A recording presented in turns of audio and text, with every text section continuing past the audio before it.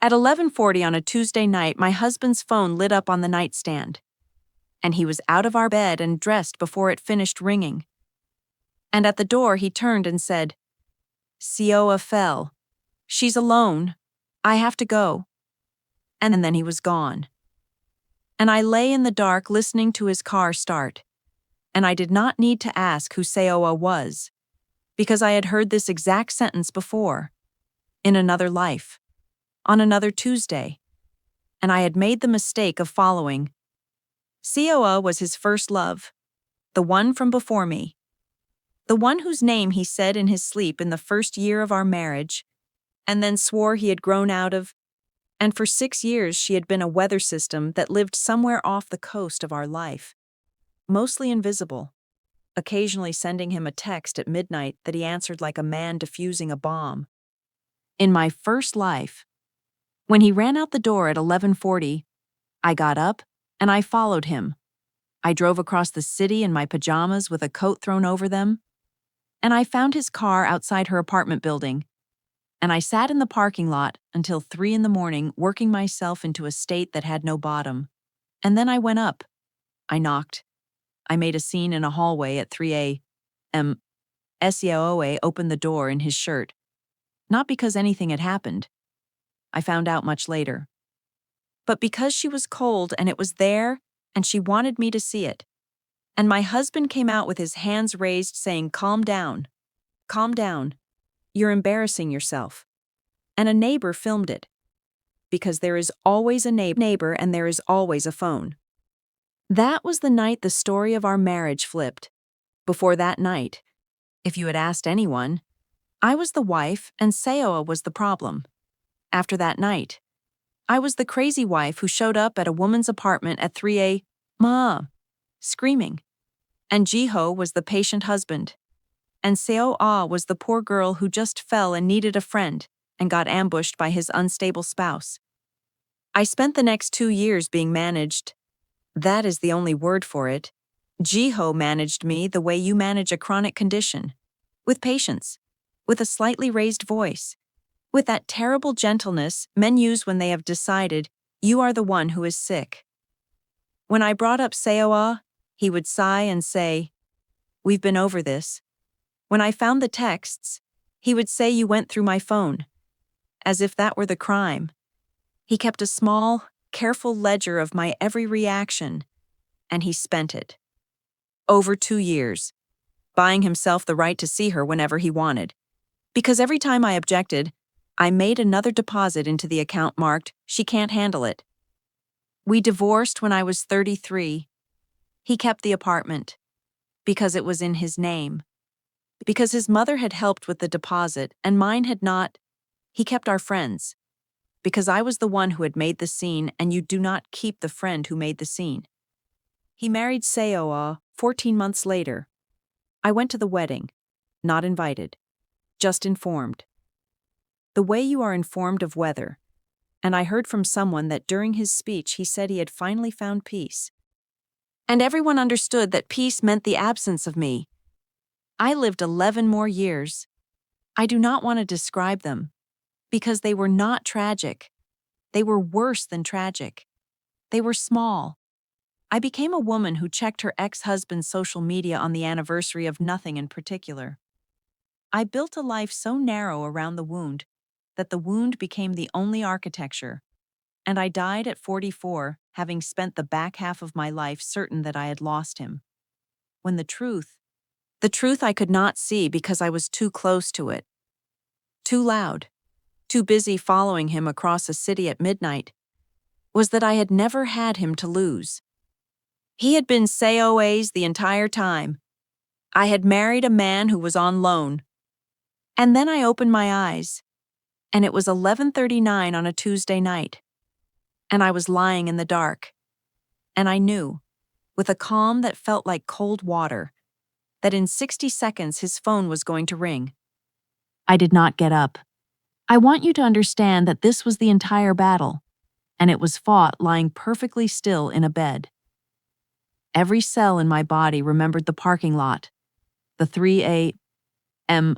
knock, the shirt, the neighbor's phone, Every instinct I had screamed the same thing it had screamed the first time. Go. Follow. Catch him. Make him choose. And I lay still and let the phone ring. And I watched my husband come out of sleep, like a swimmer surfacing, and reach for it, and read it. And I watched his whole body organize itself around a destination that was not me. Seo-a fell, he said, already pulling on his jeans. She's alone. I have to go. In my first life, I had said, who falls at midnight? Jiho. And it had come out as a shriek. And it had been the first deposit of the night. This time I said, from the pillow, without lifting my head, in a voice still soft with sleep. Okay. Drive safe. He stopped. It was dark, but I could see the shape of him stop. One leg in his jeans, at the sound of a word he had not been expecting. Okay.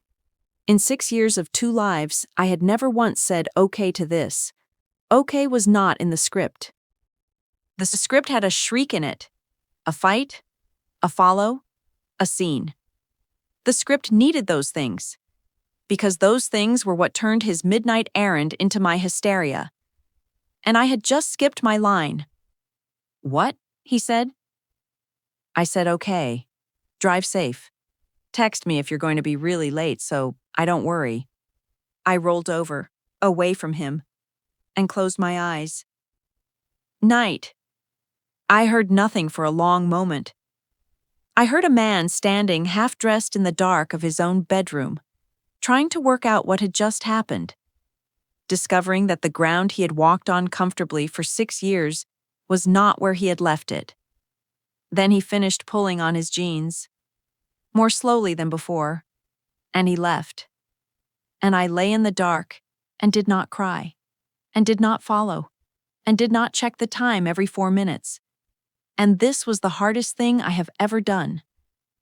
Harder than the scene at 3 had ever been, because the scene at least gave the pain somewhere to go.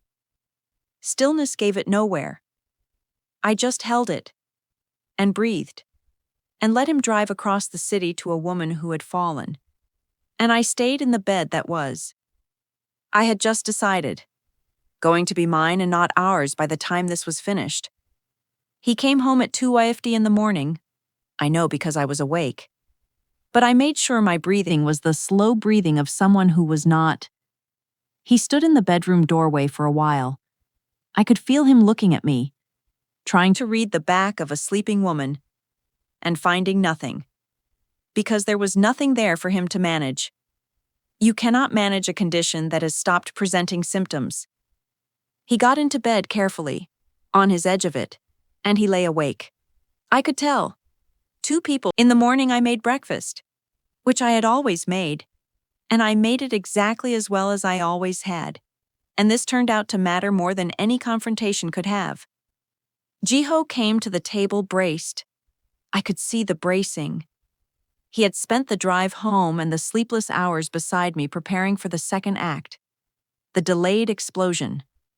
The cold silence. The questions that would arrive over coffee the way they always had. He had his answers ready. He had, we've been over this ready. And she's just a friend ready.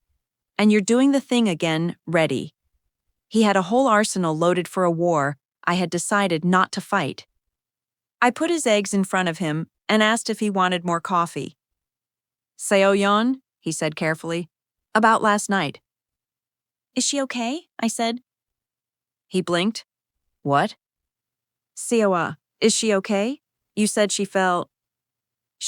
Yeah, she twisted her ankle. She's fine. That's good, I said.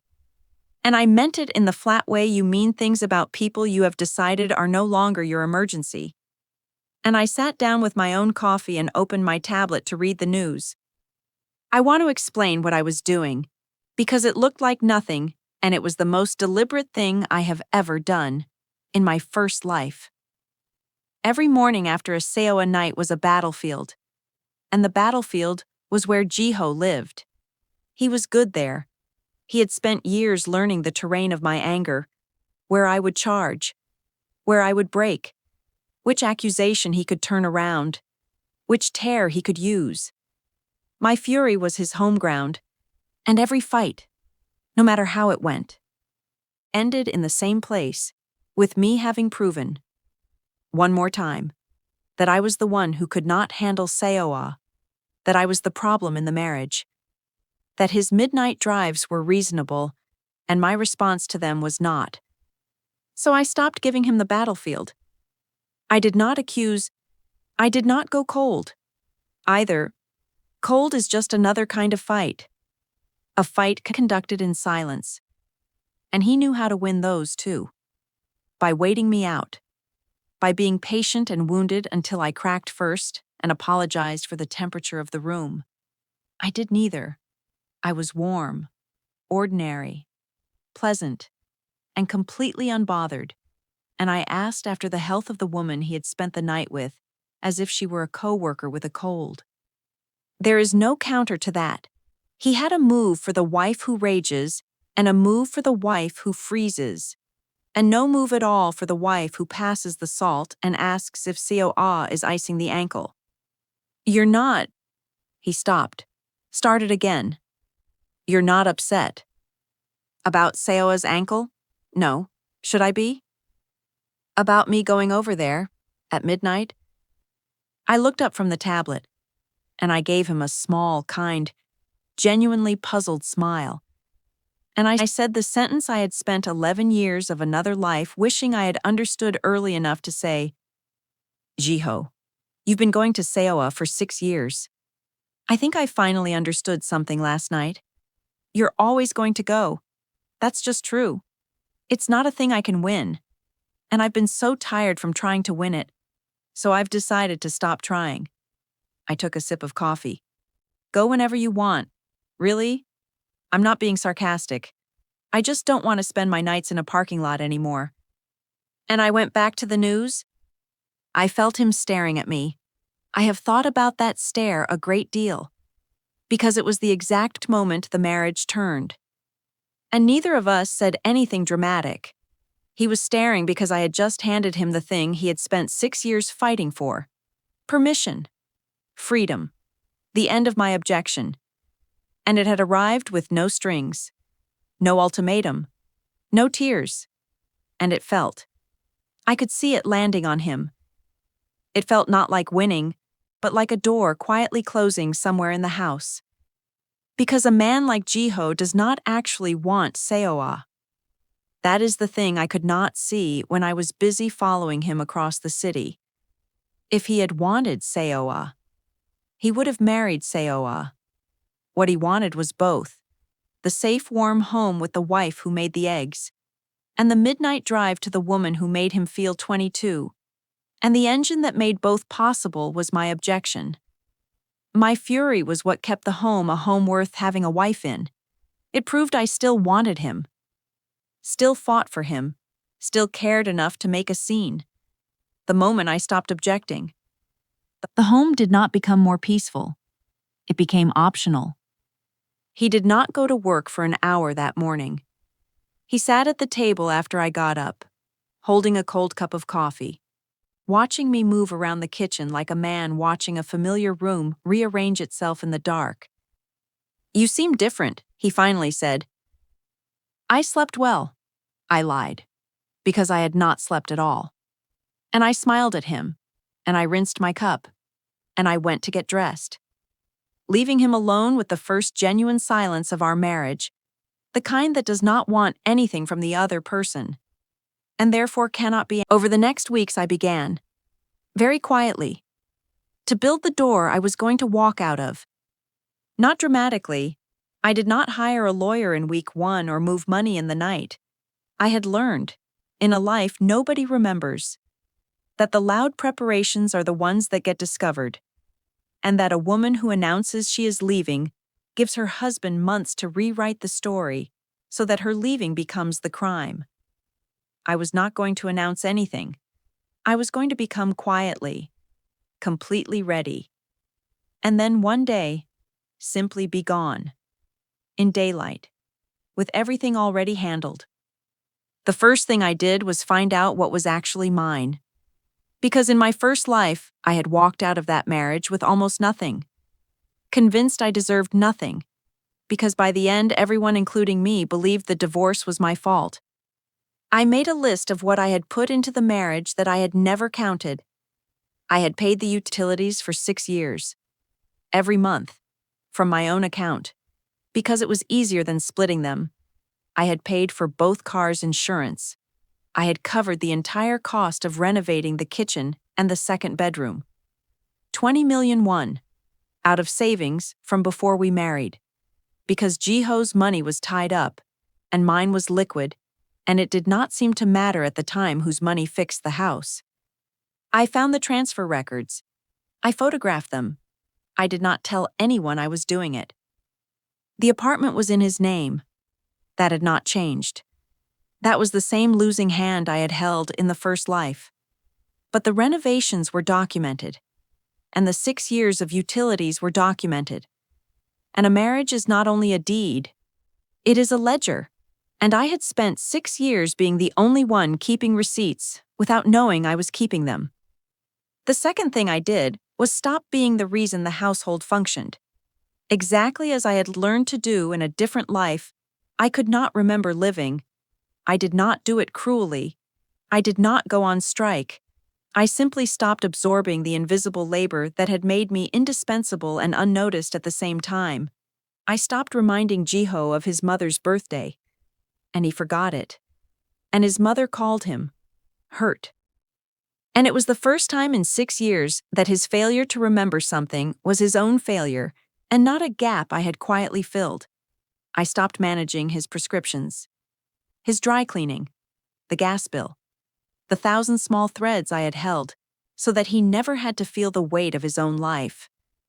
And one by one those threads, released, fell into his hands, and he discovered, slowly, with growing unease, how much of his comfortable existence had been my unpaid work. And the third thing, the strangest thing, the thing I could never have done in my first life, was that I got better, visibly. I started sleeping in the guest room, because you come in so late and I don't want to keep waking up. Reasonable, considerate, impossible to argue with. And I slept, for the first time in years, all the way through the night. My face changed. The tightness around my eyes that I had worn for 6 years. The tightness of a woman braced for a midnight phone. Loosened and did not come back. I took a pottery class.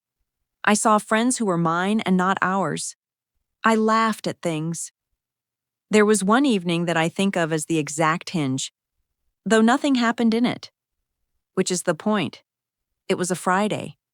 And in the old life, every Friday I had cooked, and cleared, and packed his gym bag for Saturday, and set out his vitamins, and confirmed his dentist appointment, and done 9 other invisible things while he sat on the sofa, believing the household ran on its own gentle momentum. This Friday I did none of it. I went to my pottery class and came home at 9 to find him standing in the kitchen holding his gym bag, genuinely bewildered. Because his shorts were not in it, and he did not know where his shorts lived. He had lived in that apartment for 6 years, and did not know where his own gym shorts were kept. Because for 6 years the shorts had simply appeared in the bag. The way rain appears. The way the sun comes up. "Where are my shorts?" he said. And it was not an accusation. It was closer to fear. The small specific fear of a man feeling the floor of his life for the first time and finding that someone had been holding it up by hand. "Second drawer," I said, kindly. And I went to wash the clay off my arms, and I left him standing there holding an empty bag, understanding, maybe for the first time, that the effortlessness of his life had never been effortless. It had just been mine. And Jiho watched all of it happen with an expression I had never seen on him before, because he had never had cause to wear it. The expression of a man who is realizing that his wife is happier without him inside her attention. He started coming home earlier. This is the part that people never believe. But it is the truest mechanism I know. When I fought for him, he pulled away. When I stopped fighting for him, he started, clumsily, to pursue. He came home at 7 instead of 11. He asked about my pottery class. He mentioned, unprompted, that he had told Seo-a he couldn't come over so much anymore. Offered it up like a gift.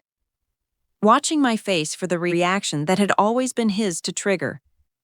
"That's your business," I said, kindly. "You don't have to change your friendships for me." And I watched that land. And I watched him understand that the permission he had spent 6 years fighting to win had curdled in his hand. He tested me 9 days later. I want to describe this carefully, because it is the part that people who have not lived inside a marriage like mine will not understand. When you stop reacting to a man who has organized his life around your reaction, he does not feel relief. He feels the floor move, and a man who feels the floor move will, almost always, stamp on it, not to hurt you, exactly, but to find out whether it is real. He needs to know if the new calm is a trick, a trap, a silence loaded with a delayed explosion. So he tests it. He does the thing again, harder, in the open, and he watches your face for the crack. The second phone call came at 11:20 on a Thursday, earlier than the first. And this time, Ji-ho did not whisper an excuse and slip out. This time he took the call in the bedroom, in front of me, on speaker, which he had never once done in 6 years. I heard Seo-a's voice fill our dark bedroom, thin and tearful, saying she couldn't sleep. She was having a bad night. Could he come? And Ji-ho sat on the edge of the bed and looked at me while she said it. Waiting, the phone held out slightly. An offering and a dare at the same time. He was showing me that was the whole point. In my first life, he had at least had the decency to hide it. This Ji-ho, unbalanced by 9 days of a wife who would not fight, had escalated to doing it in the open, on speaker, watching, because he had to know whether the calm would hold if he pushed it into my face. Every instinct I had recognized the test and screamed the old answer, react, object. This is too far. He's rubbing your nose in it. No one could stay quiet through this. And I understood, lying there in the dark with another woman's voice in my bedroom, that this was the real moment. The first night, letting the phone ring, had been hard. This was harder, because this was designed. He had built a provocation specifically shaped to break a calm woman, and the only way through it was to be, genuinely, a woman it could not break. "You should go," I said, into the dark, in the same soft voice I had used 9 days before. "She sounds upset. Take your charger. Your phone was almost dead earlier." There was a silence on the line. Seo-a had heard me. That was the thing Ji-ho had not thought through when he put her on speaker. It went both ways. She had heard the wife tell the husband to go to her, kindly, and worry about his phone charger. And there is nothing in the entire vocabulary of the other woman that knows what to do with that. The other woman is built to defeat a wife who fights. A wife who packs your rival's boyfriend a charger for the road is outside her instruments. Ji-ho? Seo-a's voice, smaller now. Is Seo-yeon there?" "I'm here," I said pleasantly. To the phone. "Feel better. Seo-a. Watch the ankle." Ji-ho hung up. He did not go. He sat on the edge of the bed for a long time in the dark, holding a dead conversation, and I could feel the test failing all around him, the floor refusing to give. And after a while he lay back down on his edge of the bed without a word, and did not go to Seo-a that night, and I understood that I had won something, though it did not feel like winning. It felt like watching a man realize the walls of his own house are further away than he thought. The next morning his mother called. This is how these things work, and I had forgotten it. Because the last time the mother-in-law arrived so early and so constantly that she was just part of the weather. Mother Jung had helped with the deposit on the apartment. That single fact had governed 6 years of my marriage. It meant the apartment was really hers, and Jiho was really hers. And I was a long-term guest, whose job was to keep her son comfortable and to never ever be the reason he was unhappy when the marriage was smooth. She ignored me. The instant it wobbled, she descended. And she descended always in the same direction, toward whoever was making her son uncomfortable. Which was, by definition, never her son. Seo-a, she said, warm as a knife. Jiho seems down lately. Is everything all right at home? He says you've been distant. Distant? He had gone to his mother. My husband who drove across the city to other women at midnight. And he had reported me for being distant. The woman I used to be would have been destroyed by that call. The injustice of it. The sheer inverted gall. And my fury at the injustice would have been carefully noted and added to the file. And Mother Jung would have hung up more certain than ever that her son had married a difficult woman. That's kind of you to check. I said, I've been sleeping in the guest room, so his late nights don't wake me. I think he might be missing having someone to talk to at 2 a.m. You should ask him where he's been going. I'm sure he'd love to tell you about it. The pause on the line was a small and beautiful thing. Because I had just done to her exactly what I had done to Seo-a on the speaker. I had declined to be the problem. And in declining, I had left the problem sitting in the open where its actual owner was standing. Mother Jung had called to find out what was wrong with me. I had, gently, in a daughter-in-law's most respectful voice, handed her a different question and pointed it directly at her son. And there is nothing a mother like that fears more than being made to look at the things she has spent a lifetime not looking at. I'll talk to him, she said, and her voice had changed. And we both heard it. Please do, I said. You know him best. I hung up, and I made my coffee, and I understood that the machine that had crushed me in my first life, the husband, the other woman, the mother who owned the walls, was not actually a machine at all. It was 3 people who had each been counting on me to be the loud, fighting, objecting wife whose noise gave all 3 of them their roles. And I had simply, quietly, stopped playing my part. Mother Jung came to the apartment that weekend, which she had not done in over a year. And she came in the way she always came, full of warmth that was really inspection. And she sat at my kitchen table and she tried, for 2 hours, to fix her son's marriage by repairing his wife. I made her tea. I was courteous. I have learned that courtesy is not surrender. It is armor. The woman who is rude gives you something to push against. The woman who is flawlessly, warmly polite while giving you absolutely nothing is unassailable. And I had become that woman on purpose.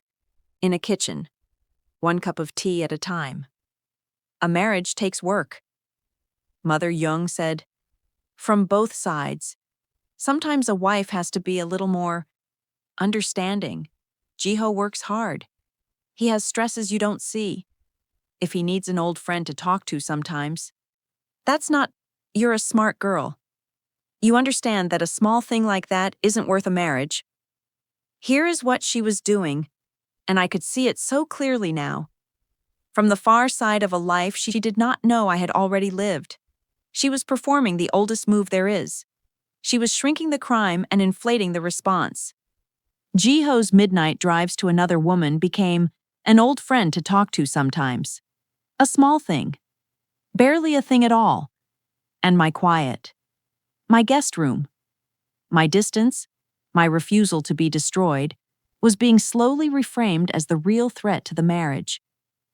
The disproportion. The thing a smart girl would let go of. In my first life I would have said, he doesn't talk to her. Mother. He goes to her apartment at midnight. And I would have been right. And being right would have been the trap. Because the moment I raised my voice to defend myself, I would have become the loud daughter-in-law in the story she was already writing. And the volume of my defense would have been mistaken for the size of my flaw. So I did not defend myself. You cannot defend yourself against a reframe. Defending accepts the frame. I did something else. You're right that a marriage takes work, I said, warmly, refilling her tea. I've done a lot of it. I paid for the kitchen we're sitting in. 20 million won. Out of my savings from before the wedding. I've paid the utilities every month for 6 years. I've paid the insurance on both cars. I've remembered every one of your birthdays and bought every one of your gifts, including the ones Jiho gave you. I said all of it without a trace of heat. The way you read items off a receipt. Because that is exactly what it was. So I do understand that marriage is work. Mother, I understand it better than almost anyone.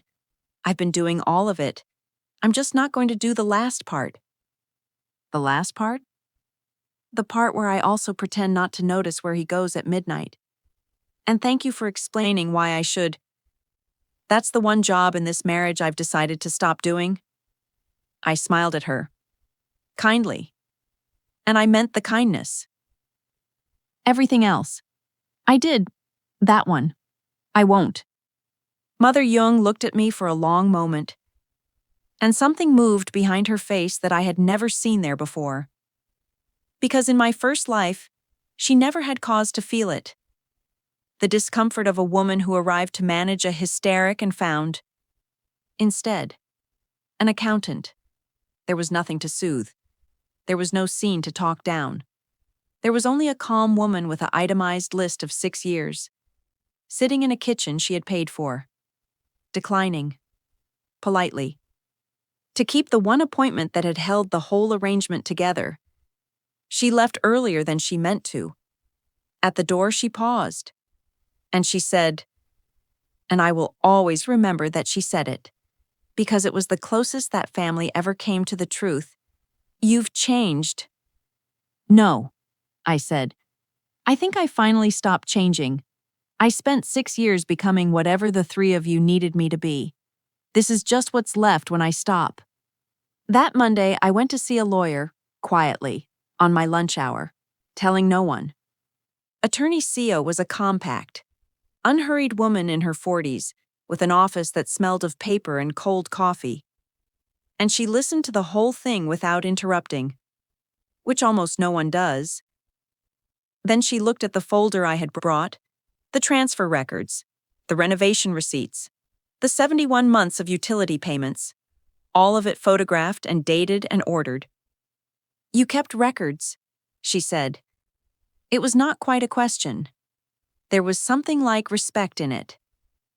I didn't know I was keeping them. I said, I just paid for things, and the receipts were there. Most people don't have this. Most people come to me with a story and no paper.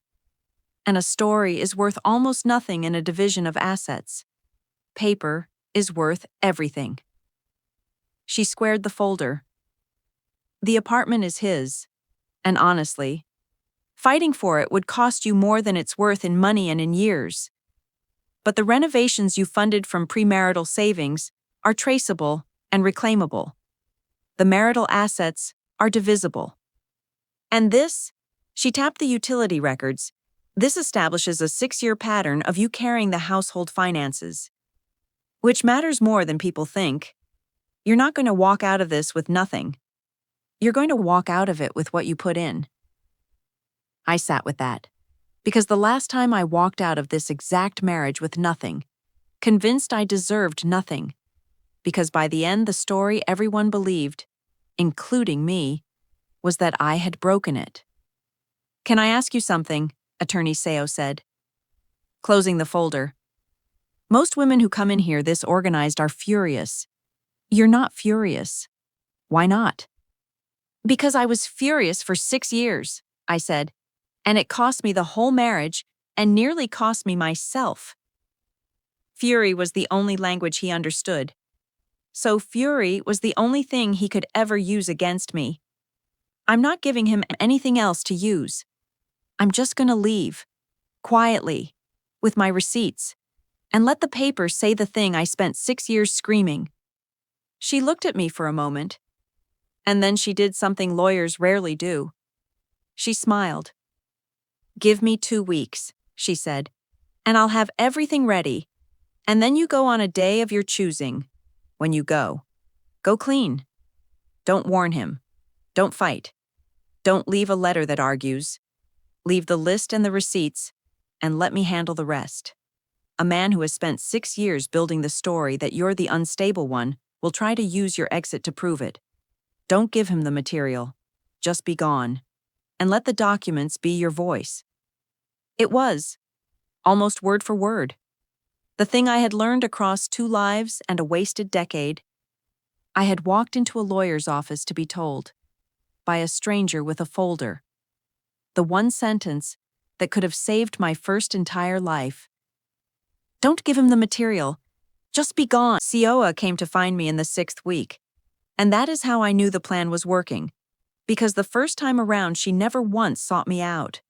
She never had to, before.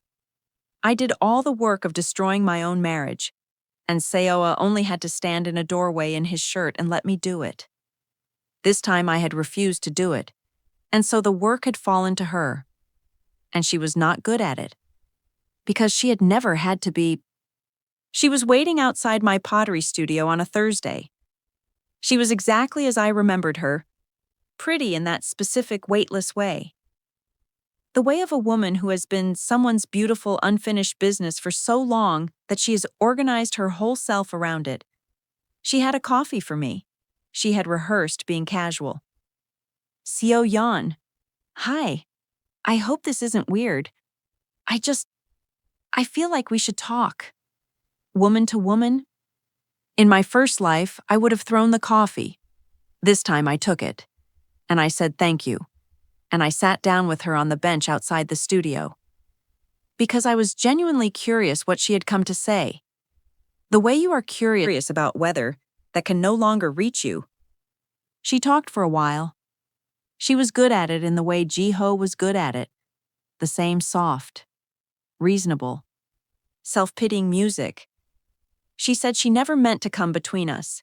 She said she and Jiho had a connection that was just very deep and very old, and not really about romance, and that she hoped I understood. She said she was worried about him lately. He seemed distant. Was everything okay at home?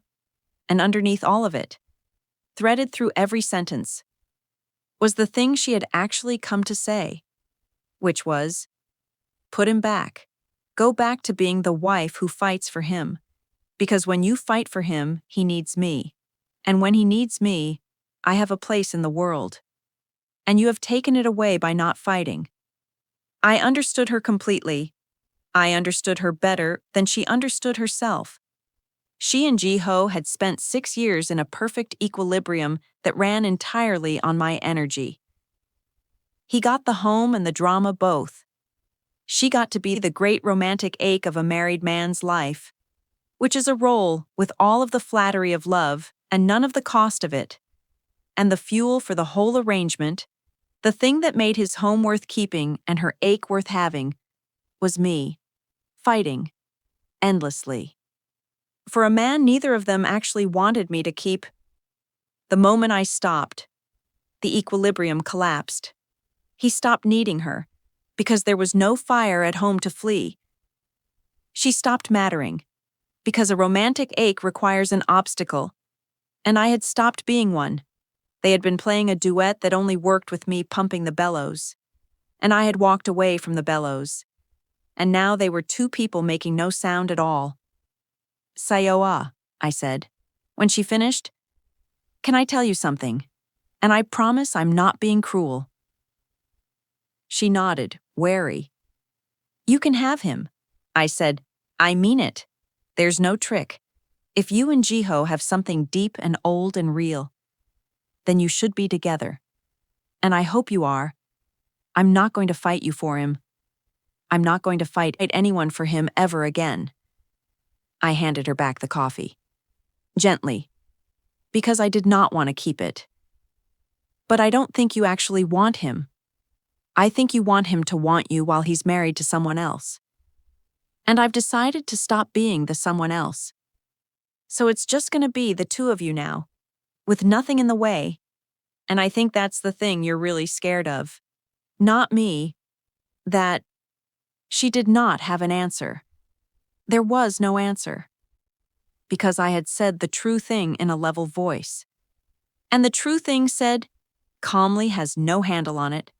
Nothing to grab. Nothing to argue with. She left. I went into my studio and I made a bowl. And it was lopsided. And I kept it. And I have it still. That night, Jiho came home at 6 with flowers. Actual flowers. For no occasion. The first in years. He had heard from Seo-a. I was certain. Some panicked version of our conversation. And it had frightened him into a gesture.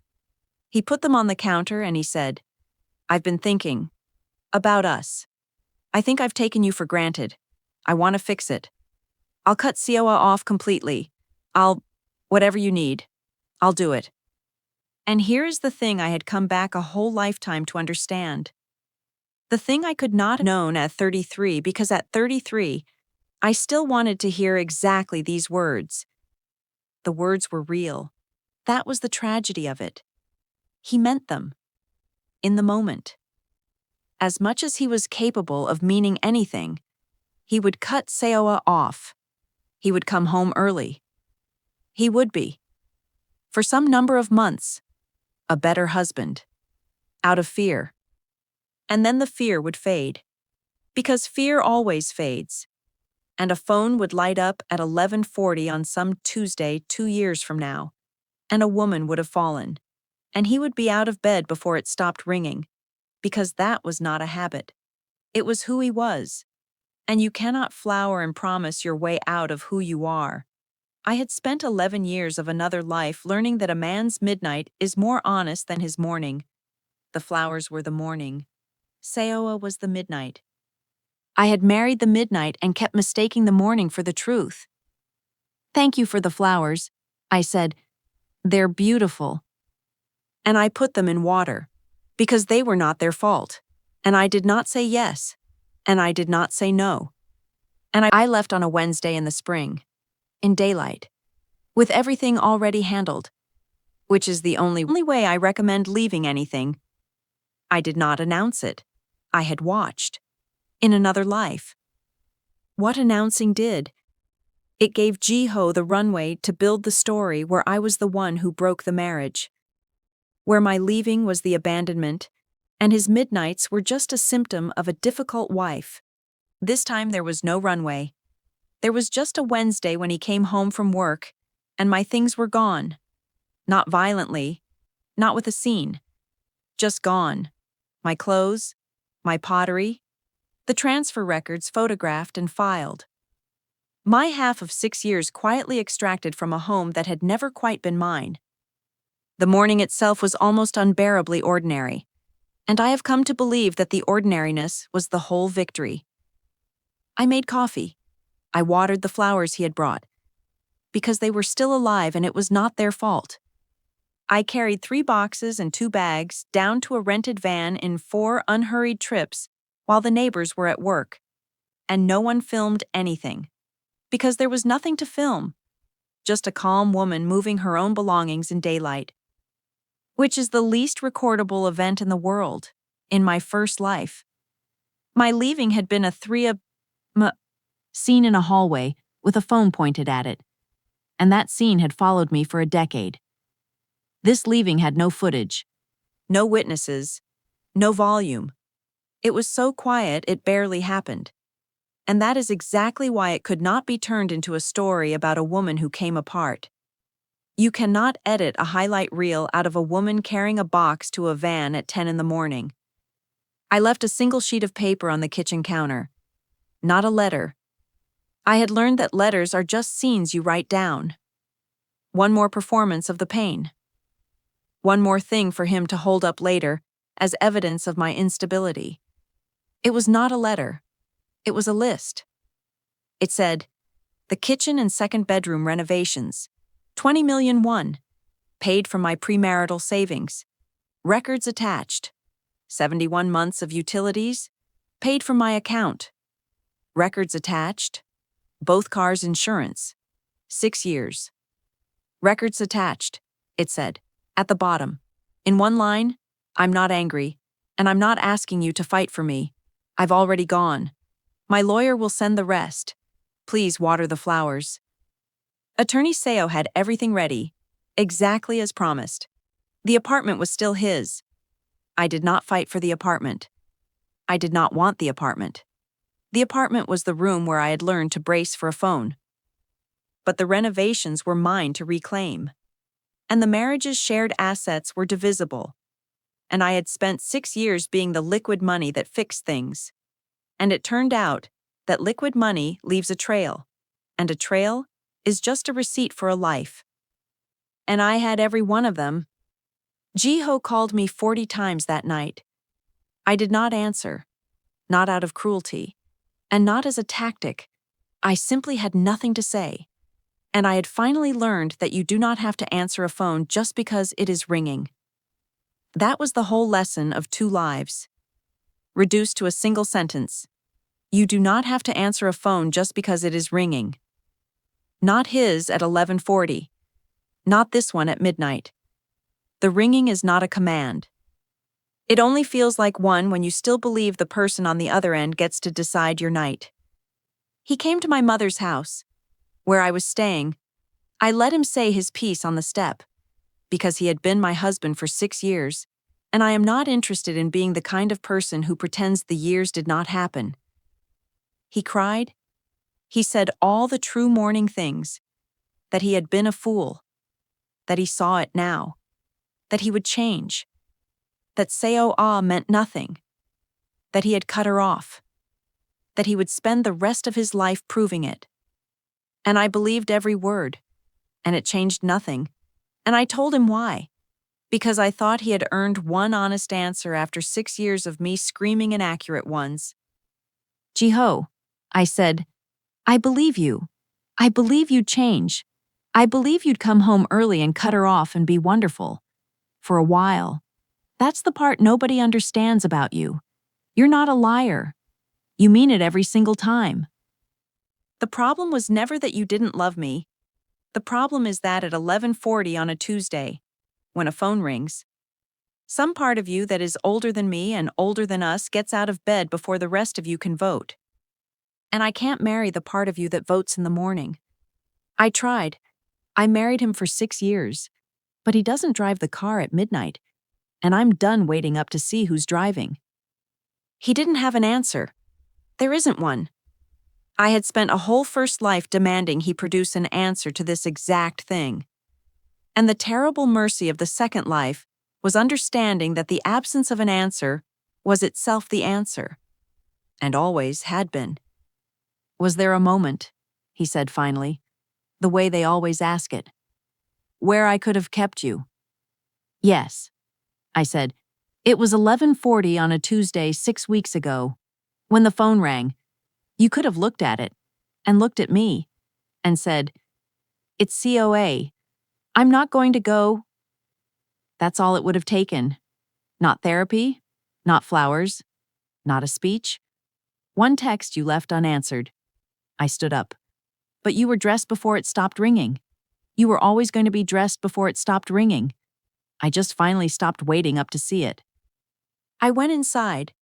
He sat on the step for a while, and then he left. And I watched from the window as his car pulled away at a normal. Careful. Defeated speed. The same car I had once followed across a city at midnight in my pajamas. Jiho and Seo-a did not get married. This time, I heard about it the way you hear about the weather in a country you have left. Secondhand. Months late, with no feeling attached. Without me in the middle of it. The thing between them had nothing to burn. Seo-a had spent 6 years being the great romantic obstacle to a marriage. And the moment there was no marriage and no obstacle. She was just a woman a divorced man could actually be with. Freely. With no wife to flee toward her from, And it turned out that was the one thing neither of them had ever really wanted. They lasted, I heard, about 4 months.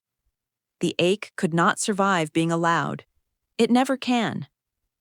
An ache is a thing you feed on distance, and I had removed all the distance by removing myself, and starved of it. The whole grand old love simply thinned out and disappeared, like a fire you smother by opening every window in the house. He called me, once, about a year after the divorce was final, not to reconcile, something quieter and worse. He called to tell me that he understood now, that he'd been thinking about what I said on the step, and that I had been right, and that he was sorry. And then he said the thing that told me he still, even then, did not fully understand. I just wish you'd fought harder for us. Maybe if you'd fought, I would have woken up sooner. And I felt, for the first time since the divorce, something almost like grief, not for him, but for the woman I had been in my first life, who had believed exactly that, who had fought and fought and fought precisely because she thought that fighting was love, and that if she just fought hard enough, he would wake up. That woman had died at 44, still believing that her failure to keep him was a failure of effort. Jiho, I said, gently, because I did not hate him, and I never had. I fought for 6 years. You don't remember it that way. Because when a woman fights for a man like you don't experience it as love. You experience it as her problem. That's the trap. If I fight, I'm crazy. If I don't fight, I don't care. There was never a version where fighting harder saved us. Because the fighting was the thing you used to prove I was the one who was broken. The only move that ever worked was the one I finally made. I stopped. And stopping didn't lose you. It just let me finally see that I'd never had you to lose. He was quiet. Take care of yourself, I said. And I meant it. And I hung up. And I did not think about him again for a long time, which is the only revenge I have ever found to be worth anything. He wanted, right up to the end, to be a man a woman had failed to keep. Because that story left him blameless and merely unlucky. I would not give him even that. I had not failed to keep him. I had simply stopped paying, in the currency of my own nights, for something that had never been mine to buy. I want to tell you what I built, because the point of this story was never the leaving. Anybody can leave. The point was what the leaving made room for. I stayed with pottery. That lopsided first bowl turned into a Tuesday night class, turned into a small studio of my own. 3 years later, in a neighborhood near the river, with a kiln in the back, and my name on nothing but the lease. Which was, after a marriage spent in an apartment that was always his, the most beautiful legal document I have ever signed. I do not make a fortune. I make enough. I teach classes to women, mostly. And some of them are in the middle of the thing I was in the middle of. And I can always tell which ones, because they have the tightness around the eyes, the bracing, the look of a woman waiting up for a phone. I never tell them to leave. It is not my place, and leaving is not even the lesson. I tell them the one thing that is the lesson. The thing it took me 2 lives and 11 wasted years to learn. And I tell it to them while their hands are in the clay, because it goes down easier when the hands are busy. I tell them, the phone ringing is not a command. Somebody is going to teach you that when it rings. You have to answer. You have to follow. You have to fight. You have to make the scene. Because your reaction is the proof that you still love him. It is not proof of anything except that you have handed him the steering wheel of your own nights. You are allowed to let it ring. You are allowed to say, drive safe, and roll over and go to sleep. And if the person on the other end of that phone would rather be somewhere else at midnight, then letting it ring doesn't lose them. It just lets you finally hear how quiet your own life is underneath all that ringing. Most of them don't understand it the first time. I didn't either. That's all right. It's the kind of thing you have to almost die not knowing before it goes in. But every so often, one of them looks up from the wheel, with clay on her hands, and I watch it land, the whole impossible simple thing, and she says some version of the sentence I said to my own reflection at 11:39 on a Tuesday night in a life I got to live twice. So I just don't get up? You just don't get up. I say, that's the whole thing. Everything you've been told is a war, and the only way to win it is to notice it was never yours to fight. Stay in the bed. It's your bed. You paid for the mattress and